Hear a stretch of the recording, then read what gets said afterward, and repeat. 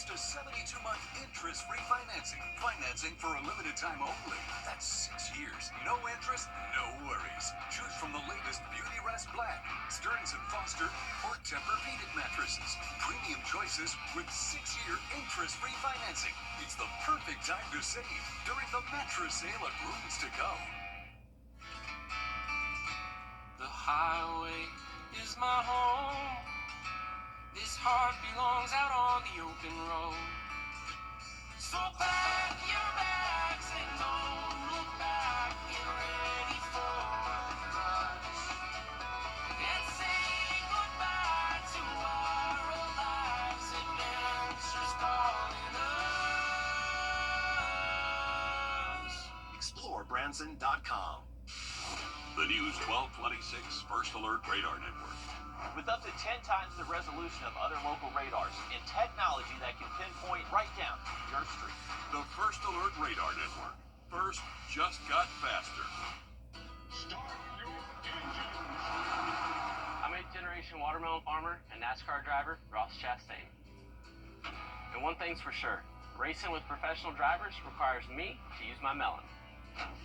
So if you've had a drink after a long day at work or celebrated a little too much, always surrender those keys to a sober designated driver. And you should never mix drinking with any kind of driving, and that's using your melon. A message from the Governor's Office of Highway Safety.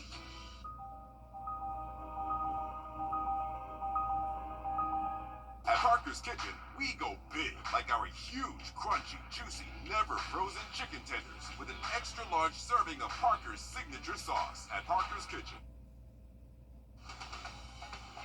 Live from Augusta, you're watching News 12 at 6 o'clock.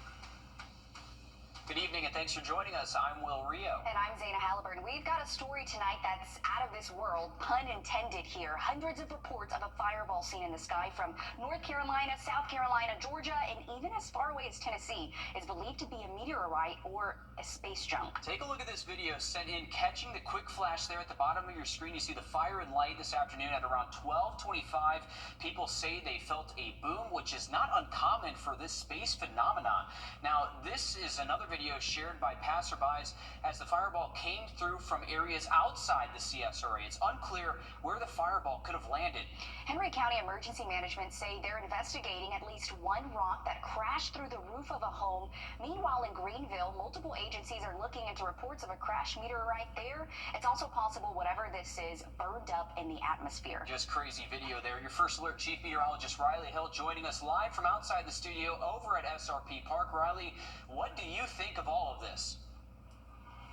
Man, a crazy sight, a very rare event for us to be able to see anything meteor related during the daytime. That means it has to get very low in our atmosphere, and it also has to be very bright too. So that's what happened out there today, just around a little bit before 12:30 p.m. is where most of these reports and videos started to come in of this. And as you mentioned, in Henry County, there's actually an investigation going on that possibly that meteor became a meteorite. So a meteorite's a very specific definition. That means it actually hit the ground. A lot of people were talking about the sonic boom.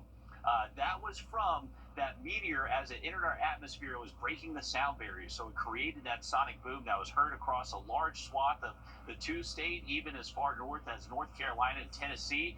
And the potential for this actually to go through someone's home, not just go through their roof, go through the ceiling, the second and first story of their home, and then eventually just crack their laminate flooring where it eventually stopped and shattered. So, hey, a very rare report. Thankfully, no one was injured there in Henry County for that happening. That was just outside of McDonough, but a very rare event. These do not happen all too often. I was actually looking at the American Meteor Society on their past events like this of meteorites being found across the U.S. The last one that happened was actually in Alaska, and they were actually able to pick that up on radar and satellite imagery. It happened in early April up there in Alaska. So it's been a few months since any one of these has been reported across the U.S., and it just happened to be seen here in the CSRA. So thank you, everyone, for sending in that video.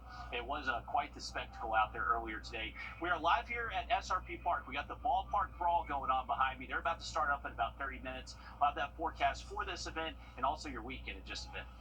Thanks, Riley. A tragic situation unfolding in Beach Island after a 10-year-old girl is shot and killed.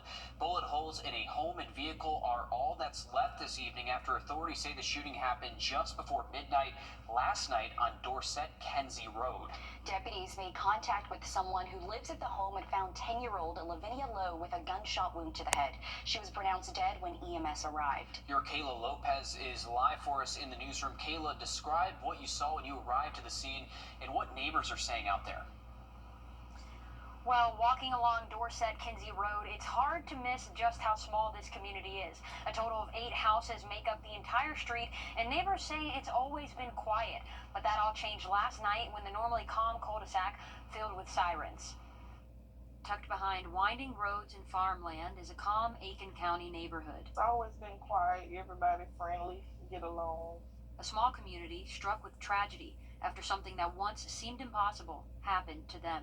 I was asleep and my kids came in and woke me up and said it was police and ambulance outside. That's when I jumped out the bed and came outside and seen that they were over at the house.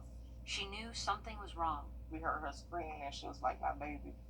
But once we seen the kids came out, we seen it wasn't all 4 of them. And one street away, I was on the couch, had just got done on the phone with a friend, and I was just scrolling on, my phone, and I just heard, it was around 15, 16 shots back to back to back. Neighbors say they've always seen this as a safe place to raise their families. There's lots of kids, especially with the school being right down the road.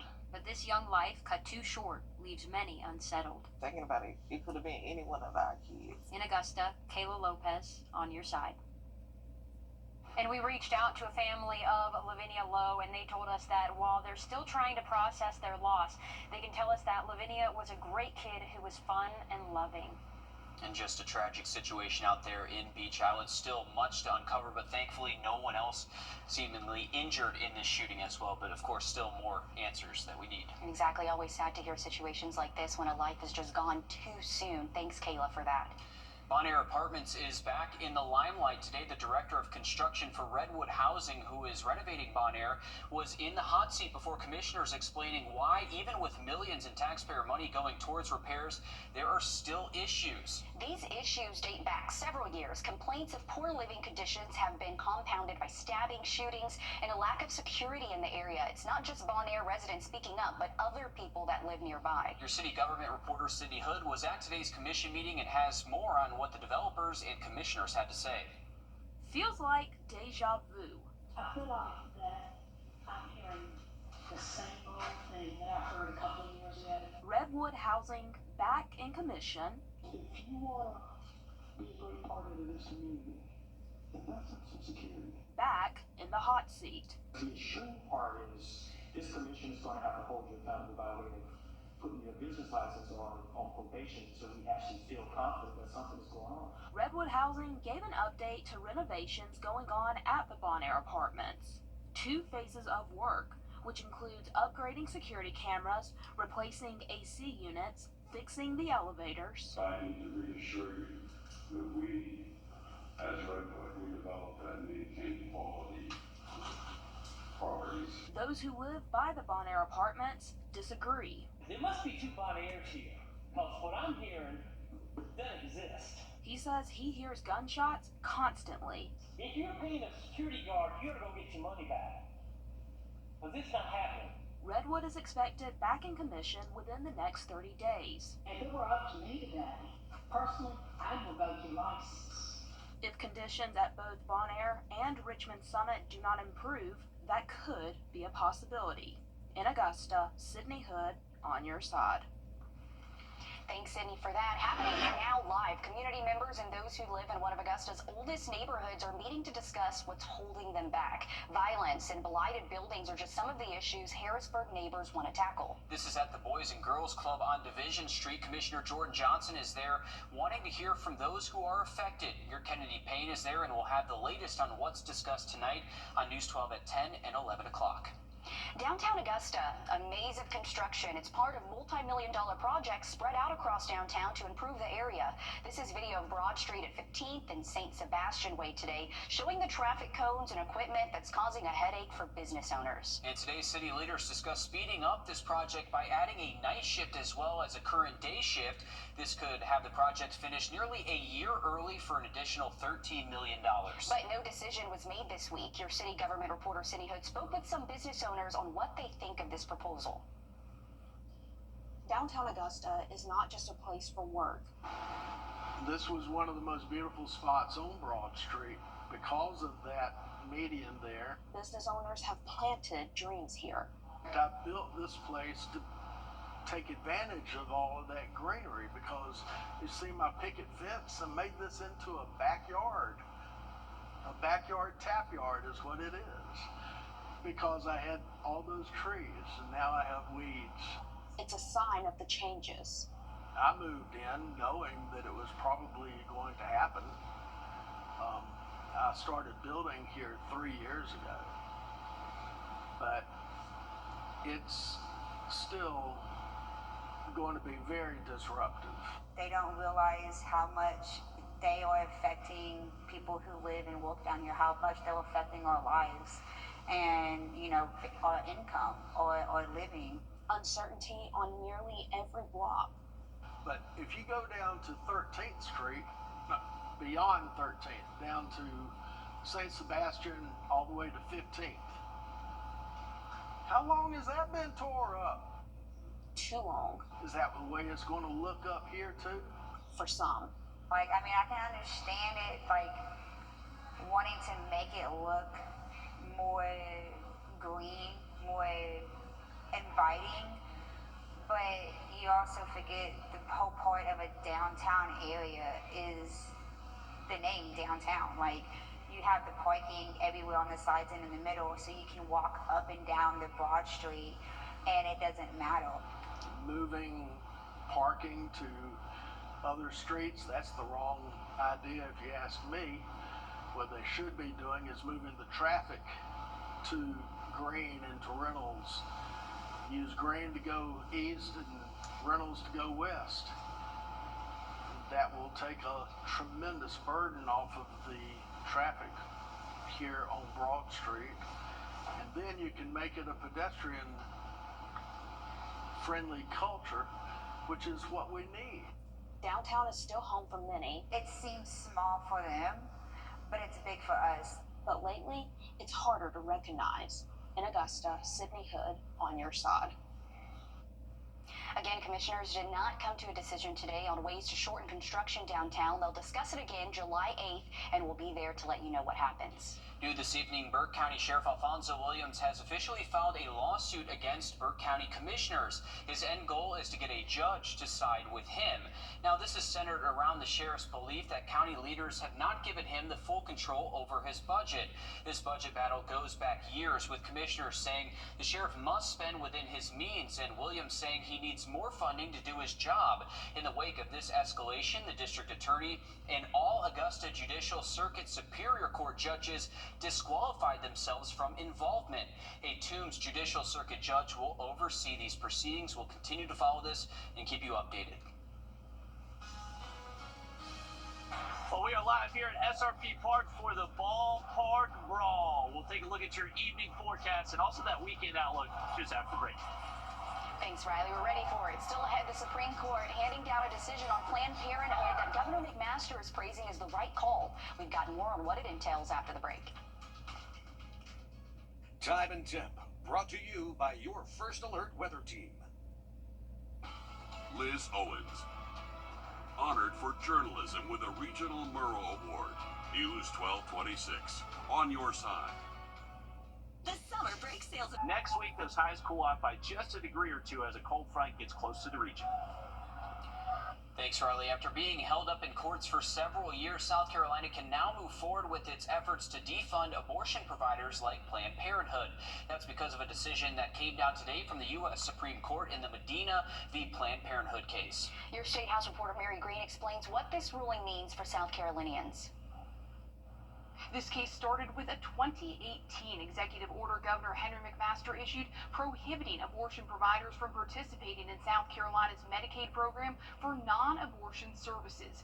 7 years later, the nation's highest court says South Carolina can now enforce this order. It hasn't been in effect because of a pending lawsuit brought by Planned Parenthood South Atlantic and one of its patients. At the center of this case was the question of whether Medicaid recipients can sue, as one did in this case, to select the qualified provider they want. In a 6-3 decision with all 6 conservative justices in the majority, the U.S. Supreme Court ruled they cannot, clearing the way for South Carolina to enforce its policy. Governor Henry McMaster said he was confident in this outcome after attending the Supreme Court hearing for this case in Washington. Other states may make a different decision, but not out. South Carolina stands for the right to life and will do whatever is necessary to protect it.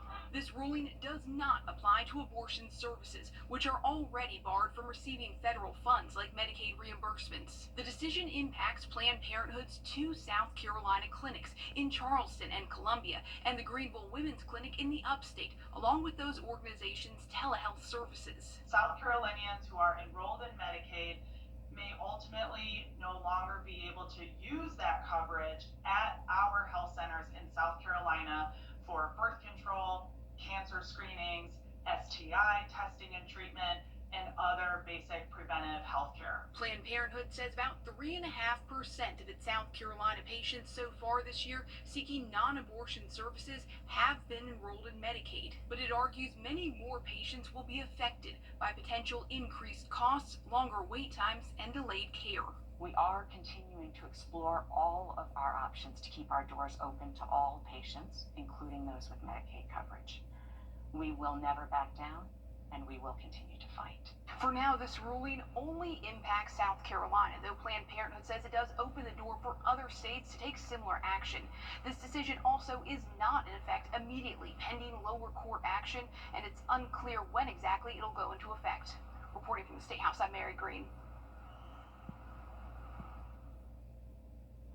First Alert Radar, powered by Jim Hudson Automotive Group. Ashley stars in Stripe plus $1,000 on Sealy and save up to $700 on Purple mattress sets. Only at Ashley. Welcome back in, folks. I am live with James the Hunter, or James the Cowboy Hunter, and we got a big ballpark brawl tonight. James, what can people expect with the matches? Who do we have fighting tonight? So right now we have 4 matches tonight. We have our tag team champions, Step Friends, defending their titles. We have a 5-man scramble featuring some of the best in the whole area. We have the NXT WWE superstar Shawn Legacy in the main event going against AEW star Anthony Henry, and both of those guys are local right here to Augusta. That is awesome to have local, but also well-known talent too.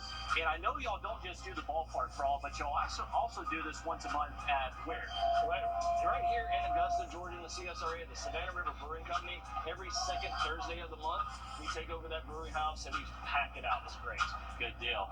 Well, come join us here at SRP Park tonight. Going to be a ton of fun. James, thanks for joining us. Thank you. And we'll have another look at your forecast towards the end of the show. On your sideline. Sponsored by Chandler Law Firm. America's oldest pastime never really ages. Sure, there's new rules now and then there's those who maybe hung up the jersey yet are still remaining part of it. Dexter Kelly from Augusta still wears the uniform, but instead of playing for outs, he's now calling them. The Savannah State baseball player turned MLB umpire Dexter Kelly from Josie. You gotta start somewhere to get somewhere big someday.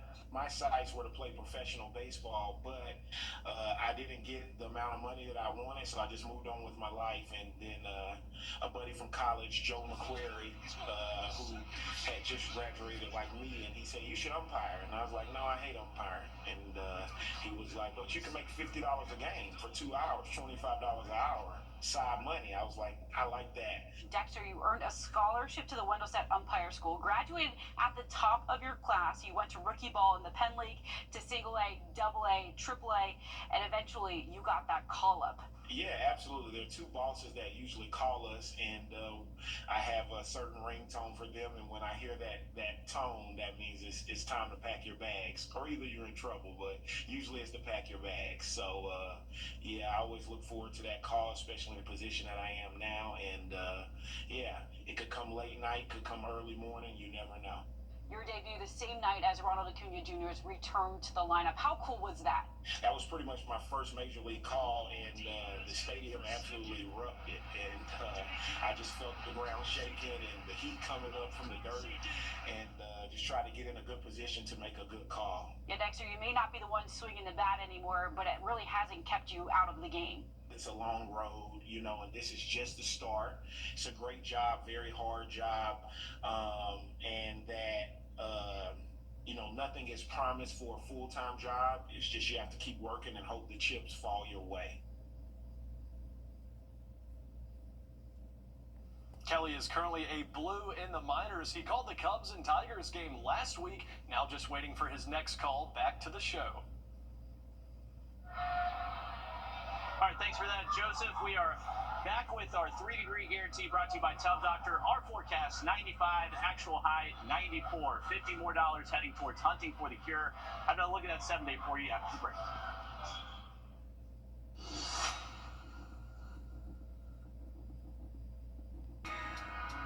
News 1226, honored with 4 Emmys and proud to be on your side. Thank you for trusting us with your stories. Hey folks, it is a beautiful evening here at SRP Park. There's still plenty of time to get out to the ballpark brawl. This is just about to get going. They just put the countdown on for about 4 minutes away before they do start. Temperatures right now 92 degrees. We'll be falling through the 80s during this event, and luckily it feels significantly better than what it has been over the last couple of evenings. Now for this evening, we are looking at dry weather across most of the CS area, especially for us here in Augusta, and those temperatures will be feeling a little bit more comfortable. So looking good for this event out tonight. Now looking at our 7-day forecast, tomorrow we are expecting a little bit better chance for a hit or miss storm into the afternoon. We'll continue that into the weekend. High temperatures much more seasonal though for the next 7 days. Thanks for that, Riley. We're going to be back live on 26 News at 7. And News 12 at 10 and 11 o'clock. Thanks for watching.